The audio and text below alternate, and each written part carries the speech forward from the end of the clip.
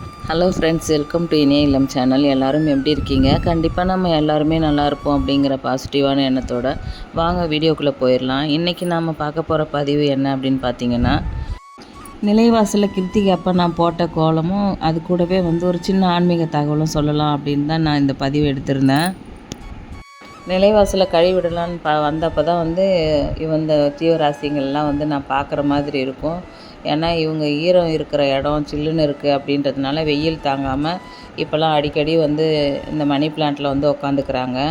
கூடவே இவங்கள பிடிக்கிறதுக்கு பாம்பும் வரும். இனிமேல் இவங்க இதெல்லாமே ரொம்ப ஆபத்தான விஷயந்தான். போன சித்திரை மாதம் என்னோடய பேத்தி இந்த படிக்கட்டில் உட்காந்து விளையாடிட்டு இருக்கும்போது தான் ஒரு குட்டி பாம்பும் அந்த படிக்கட்டில் ஒரு ஓரத்தில் இருக்குது. நாங்கள் சரியாகவே கவனிக்கலை, ஏதோ இருக்குது அப்படின்னு சொல்லிட்டு. அதுக்கப்புறம் தான் கிட்ட போய் பார்த்தா அது என்ன கருப்பாக நீட்டாக இருக்குதுன்னு பார்த்தா பாம்பு தான். அது என்ன வகையான பாம்பு அப்படின்னு கூட தெரியல, பயத்தில். அதுக்கப்புறம் பாம்பு பிடிக்கிறவங்களுக்கு கால் பண்ணி வர வச்சு, அதுக்கப்புறம் இது இருக்குது, குட்டி பாம்பு நிறைய இருக்குது அப்படின்னா கண்டிப்பாக பெருசும் இருக்கும் அப்படின்றதுனால தேடி கண்டுபிடிச்சி எடுத்துகிட்டு போயிட்டாங்க. பெரிய பாம்பு இருந்துச்சு, எடுத்துகிட்டு போயிட்டாங்க.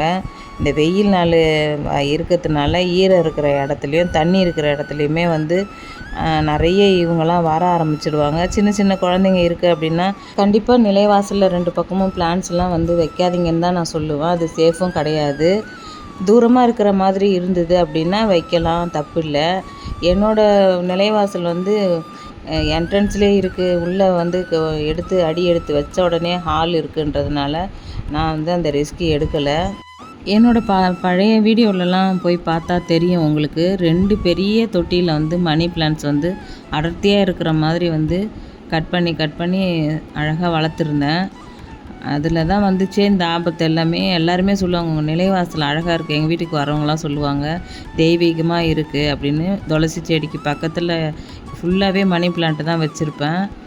பார்க்குறதுக்கு அழகாக இருந்துச்சு அப்படின்னு பார்த்தோன்னா நிறைய இந்த மாதிரி ப்ராப்ளம்லாம் வர ஆரம்பிச்சதுனால நான் தூரமாக கொண்டு போய் வச்சுட்டேன். சொல்லுவாங்க பழைய மாதிரி இல்லை, அவங்க வாசல் அந்த வீட்டில் வச்சுருந்தது தான் அழகாக இருந்தது அப்படின்னு. அதே நினப்பில் இந்த வீட்லேயும் நான் வச்சு தான் பாம்பு வர ஆரம்பிச்சிட்டேன். அந்த வீட்டில் கூட நான் கொஞ்சம் வாசல் உள்ளே படி நிறைய ஏறி உள்ளே போகிற மாதிரி இருக்கும். வாசல் தனியாக இருக்குன்றதுனால நான் தைரியமாக வச்சுருந்தேன். பாம்பு இருந்துச்சு, அதுலேயும் துளசி மாடத்துக்கு அடியில் நல்லா பெருசாக சுருட்டிக்கிட்டு தான் உட்காந்துருந்தது. எப்பயுமே கழுவி விடுறதுக்காக துளசி மாடத்தை இடம் மாற்றும் போது தான் நான் அடியில் நான் பார்த்துட்டேன். சாமி பாம்பு தான் அப்படின்னு சொன்னாலும் கூடமே நமக்கு பயமாக இருக்குது இல்லைங்களா? சரி, எதுவாக இருந்தாலும் இருக்கட்டும், நம்ம கொஞ்சம் சேஃபாகவே இருந்துக்கலாம் அப்படின்னு தான் நான் எல்லாத்தையுமே எடுத்து தோட்டத்தில் கொண்டு போய் வச்சுட்டேன். அதனால தான் இப்போல்லாம் சின்ன சின்ன தொட்டியில் மணி பிளான்ட்ஸ்லாம் வளர்த்து அதை நிலைவாசலில் வச்சு தீபம் ஏற்றிட்டு அதுக்கப்புறம் தூரமாக கொண்டு போய் வச்சுடுவேன். செல்வத்தை ஈர்க்கிற நிறைய வழிமுறைகள் பூஜைகள் இருந்தாலும் கூட இந்த மாதிரி சின்ன சின்ன பிளான்ஸ் மூலமாக கூட நம்ம செல்வத்தை ஈர்க்கிற ஒரு ஆற்றல் இருக்குன்னு தான் நிறைய பேர் இதை ஃபாலோ பண்ணிகிட்ருக்காங்க. மணி பிளான்ட்டில் என்ன பெனிஃபிட் அப்படின்னு பார்த்தீங்கன்னா, செல்வத்தை நிறைய ஈர்க்கிற சக்தி இருக்குது. அது மட்டும் இல்லை, நமக்கு சுத்தமான ஆக்சிஜனையும் கொடுக்குது. கரெக்டான திசையில் வச்சு நம்ம வளர்க்கணும். எப்படின்னு பார்த்தீங்கன்னா, தென்கிழக்கு மூலையில் மகாலட்சுமியோட ஆதிக்கம் அந்த திசையில் தான் அதிகமாக இருக்குன்றதுனால அந்த தென்கிழக்கு மூலையில் மண்ணில் தான் வைக்கணும், தண்ணியில் வைக்கக்கூடாது. ஏன் தண்ணியில் வைக்கக்கூடாது அப்படின்னு பார்த்தீங்கன்னா, கண்டிப்பாக நம்ம மாற்ற மாட்டோம். தண்ணி அடிக்கடி டெய்லி மாற்றணும். அது இருக்கிற வேலையில் நம்ம மறந்துடுவோம்.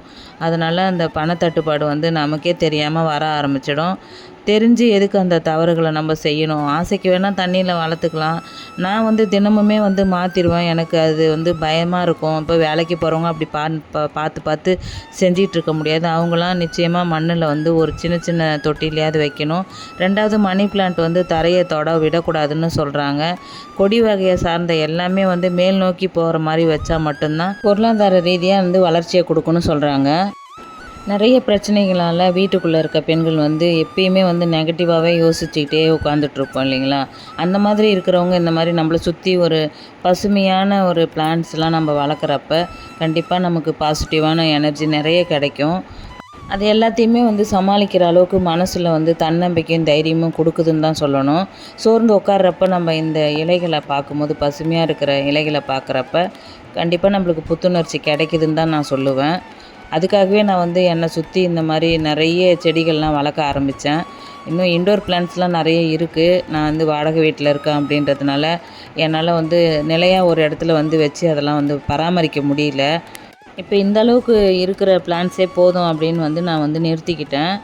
போக போக வந்து இன்னும் எந்த மாதிரியான வாஸ்து செடிகள்லாம் வந்து வச்சா நல்லது அப்படின்னு வந்து பார்த்து நான் வந்து வளர்க்கலாம் அப்படின்னு மனசில் வந்து முடிவு பண்ணி வச்சுருக்கிறேன்.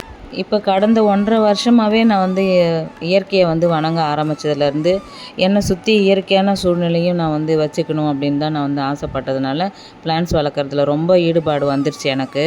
நான் நிறைய செடிகள் வாங்கி வளர்க்க ஆரம்பித்தப்பவே எனக்கு வந்து வீட்டில் நிறைய பிரச்சனை வந்து வர ஆரம்பிச்சது. நான் மட்டும்தான் வந்து இதில் இன்ட்ரெஸ்ட் எடுத்துக்கிட்டேன். மற்றவங்களுக்கு பிடிக்கல, என்னன்னே தெரியல. வேறு வேலையே இல்லை உங்களுக்கு, எதுக்கு இவ்வளோ செடியை வளர்க்குறீங்க, கொசு தான் நிறைய வரும், இந்த மாதிரி பாம்பு வருது, எதுக்குமா இதெல்லாம் தேவையில்லாத அப்படின்ட்டு திட்டிக்கிட்டே இருப்பாங்க என்னை. எனக்கு கஷ்டமாக இருக்கும், நம்மளுக்கு பிடிச்ச விஷயத்த இவங்களுக்கு பிடிக்கல அப்படின்னு சொல்கிறாங்களே, என்ன தான் செய்கிறது அப்படின்னு தெரியல. ஆனால் போக போக நான் வந்து செடிகளை பராமரிக்கிறது, வீட்டுக்கு வர்றவங்க வந்து நல்லா இருக்குது அழகாக இருக்குதுன்னு சொல்கிறத பார்த்துட்டு அவங்களுமே அவங்கள மாற்றிக்கிட்டாங்க. இப்போ வந்து நான் எந்த மாதிரி செடியெல்லாம் கேட்டாலும் நர்சரி கார்டனுக்கு கூப்பிட்டு போய் வாங்கி கொடுக்குறாங்க. அதுவே எனக்கு வந்து ரொம்ப சந்தோஷமாக இருந்தது. இதில் என்ன ஒரே ஒரு கஷ்டம் அப்படின்னு பார்த்தீங்கன்னா, அடிக்கடி நான் வீடு மாற்றுற மாதிரி தான் எனக்கு வந்து சூழ்நிலை அமைஞ்சு போயிடுச்சு. எந்த வீட்லேயுமே நான் வந்து 2 வருஷம் 3 வருஷத்துக்கு மேலே நிரந்தரமாக இருந்ததே கிடையாது. வாடகை வீட்டில் கூட வந்து எனக்கு சந்தோஷத்தை கொடுக்க முடியாத அளவுக்கு தான் ரொம்ப கஷ்டத்தை வந்து நான் அனுபவிச்சிருந்தேன். அது கூட வந்து நிலையான ஒரு சில பேர் இருப்பாங்க 30 வருஷம் 15 வருஷம் ஒரே வீட்டில் இருந்துட்டு சொந்த வீடு வாங்கி கட்டிட்டு போகிற வரைக்குமே அந்த வீட்டில் இருப்பாங்க. எனக்கு அந்த விதத்தில் கூட கொஞ்சம் கூட அந்த நிம்மதின்றதே கிடையாது. ஏதாவது ஒரு சூழ்நிலையில் நான் அந்த வீட்டை வந்து மாற்றிட்டு போகிற மாதிரி தான் இருக்கும். என்கிட்ட திங்ஸும் நிறைய இருக்கிறதுனால ஏற்றுறது இறக்குறதும் வந்து ரொம்ப கஷ்டமாக இருக்கும். அதனால தான் எங்கள் வீட்டில் திட்டிகிட்டே இருப்பாங்க. இப்போ புதுசாக வந்து இந்த தொட்டியெல்லாம் வேறு எப்படி ஏற்றி இறக்குறது, அதாவது 3 முறை வந்து செடியை மட்டுமே வந்து எடுத்துகிட்டு வந்து இறக்குனாங்க. அப்போ தான் வந்து வண்டியில் இருக்கிறவங்களுமே என்னை வந்து பேசினாங்க, ஏம்மா வாடகை வீட்டில் இருக்க எதுக்குமா இவ்வளோ செடி வளர்த்துட்டீங்க அப்படின்ட்டு.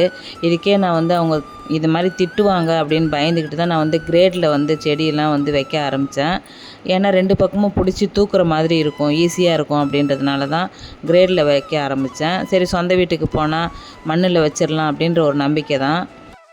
என்னடா எப்போ பாரு இவங்க நான் வாடகை வீட்டில் இருக்கேன்னு சொல்கிறீங்களா? நான் 33 வருஷமாக இந்த கஷ்டத்தை படுறதுனால தான் என் வாயிலேருந்து அந்த வார்த்தை அடிக்கடி வந்துக்கிட்டே இருக்குது. தப்பாக நினச்சிக்காதீங்க. சீக்கிரமாகவே நான் வந்து சொந்த வீட்டுக்கு இதுக்கப்புறம் போயிடுவேன்னு தான் நினைக்கிறேன். நிறைய விஷயங்கள் வந்து பர்சனலாக வந்து ஷேர் பண்ண முடியல, என்னால் ஃப்ரீயாக பேச முடியல உங்ககிட்ட. காரணம் என்னென்னு பார்த்தீங்கன்னா, நீங்கள் பார்க்குறீங்களோ இல்லையோ என்னோடய சொந்தக்காரவங்களாம் கண்டிப்பாக என்னோடய வீடியோவை வந்து பார்க்க ஆரம்பிச்சிட்டாங்க. இப்போல்லாம் யாருமே வீட்டுக்கெலாம் வரதில்லை இல்லைங்களா? பத்திரிக்கை வைக்க மட்டும்தான் வருவாங்க. அப்படி இல்லை அப்படின்னா விசேஷ நாட்களில் வந்து அவங்கள்ட்ட பேசுகிறதோட சரி, மற்றபடி எந்த கான்டாக்ட்டுமே கிடையாது. இப்போ இருக்க காலத்தில் வந்து அவங்கவுங்களுமே ரொம்ப பிஸியாக இருக்கிறதுனால யாரும் யார் வீட்டுக்கும் போகிறது அப்படி தங்குறதுன்றது வந்து ரொம்பவே குறைஞ்சி போச்சு.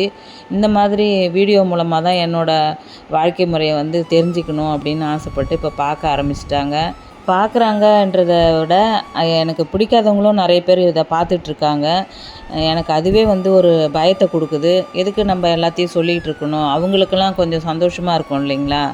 நம்ம கஷ்டப்படுறத பார்த்து சில பேர் ரொம்பவே சிரிச்சுக்கிட்டு சந்தோஷப்படுறவங்களும் இருக்காங்க. அதை என்னால் தவிர்க்கவே முடியல.